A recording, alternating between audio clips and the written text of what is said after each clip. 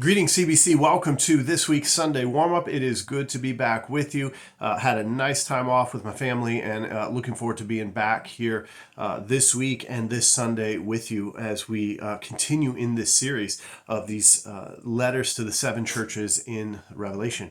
I want to thank Matt and Tom for filling in for me over the last couple of weeks. Really appreciated their words and the message that they brought for us on Sunday mornings. Before we get into the notes for this week, let me just remind you, this Wednesday is the second of our Wednesday workshops on the book of Revelation. So this Wednesday evening, we're going to be discussing the mark of the beast, Revelation.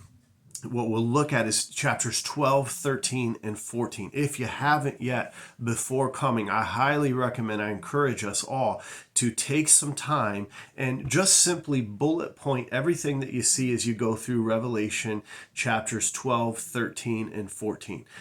Bullet point what we see and try really hard to be able to look at the text for this week and this workshop as if you've never read it before. Don't bring preconceived ideas or thoughts about what it is. Those will still be there for you. You can hold on to them. Don't get afraid. But take some time and bullet point through on a journal and note everything that we see that's happening there. Note about the woman, about the child, about the dragon. Note all of the different descriptions of that make up who the dragon is. Note in Revelation 13 the beasts, the two different beasts. Note everything that's being said about them. I would encourage you to just on a sheet of paper, just simply bullet point and note all of those things. Begin thinking about what are we being told within the text that is describing or that's being described there. What does John tell us? What Old Testament imagery references come to mind as we're looking at those things? So go through 12, 13, and 14 and really take some time looking at what's being said there in preparation for Wednesday evening, 7 to 9 o'clock. We had a really good attendance last time, so I anticipate something similar and going that full 2 hours. Again, we could go a little less than that, but plan for 7 to 9. I will not allow us to go beyond 9 o'clock. We will honor that time commitment. So 7 to 9 o'clock this Wednesday. Lastly, then, for announcements, keep in mind that next week, July the 25th, 26th, and 27th, that's the Tuesday, Wednesday, and Thursday, that is soccer camp.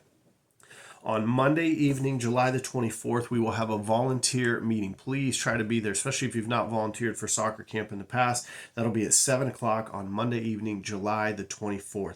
Next week, soccer camp. It's not too late to sign up to help out. I think we're getting pretty close to filling out everything. I haven't got a chance to look at that since I've been back yet. We'll do that here later today or tomorrow, but certainly you are welcome and we'll find a spot for you to be a part of that. All right.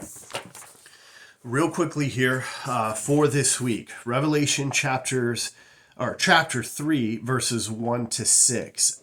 I would definitely throughout this series keep reading through what we've already studied in Revelation 1 and 2.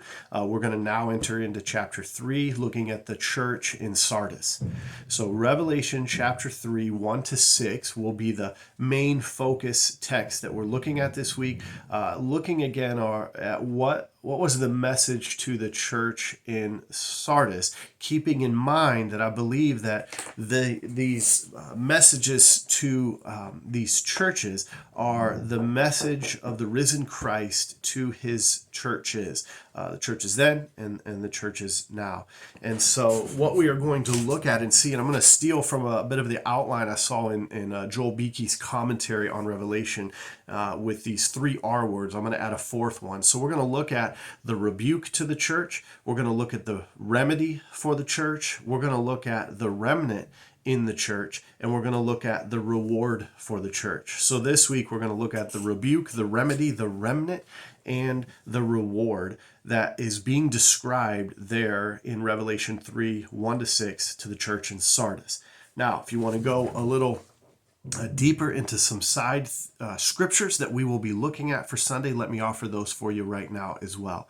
Isaiah chapter 29, verse 13, and Matthew 23, verses 1 to 7. Both of those passages of Scripture will be in the point about the rebuke to the church. Then Ephesians chapter 1, verse 13, and that will be in the section about the remedy for the church. For extra credit, if you will, I would read at least Ephesians 1 and 2 in prep as well. We won't read much of that on Sunday morning, but I will make reference to that again. Ephesians 1:13, and again, for extra credit, look at Ephesians 1 and 2. Let me know if you did the extra credit. I'll get you a few gold stars here on Sunday morning. And then lastly, 1 Kings 19, verses 9 to 18. That's going to be in the section about the remnant in the church. 1 Kings chapter 19, verses 9 to 18. If you did some of the extra reading last week, that is the passage that comes right towards the tail end of Jezebel chasing down Elijah, and how Elijah was wrestling with being the only one who's left, in a bit of a depression, a spiritual depression, because of what Jezebel was doing to him in the midst of his attempt to be faithful to the calling of God on his life. So those will be the passages that we will be looking at this week. Take some time with them. Again, you always have available to you. Keep reading through the book of Revelation as a whole. I encourage you, highly recommend coming out to Wednesday evening's workshop. Really enjoyed that this last time. Would invite you, even if you didn't come to the last one, come to this one. If you didn't get the notes for the last one, the packet that I gave, see me. I'll get you a packet for that. When you come in Sunday morning, come in prepped and prayed up and ready to go, having read the scriptures, having marked those ahead of time. If you don't yet have one and you need a blue Bible to follow along with, grab one of the blue Bibles when you come in. Get a note sheet. We'll have the notes available for everything that we'll be looking for. Grab a pen if you don't have one. Get a cup of coffee in between services. Get a donut refill. Really make the most of this time that we have together. So that is it. Looking forward to being with you this Sunday. Grateful again for the time off and those that stepped in and helped while I was out and gone. And again, looking forward to this Sunday as always, working through these notes and this portion of the book of Revelation together. God bless you. I'll see you Sunday.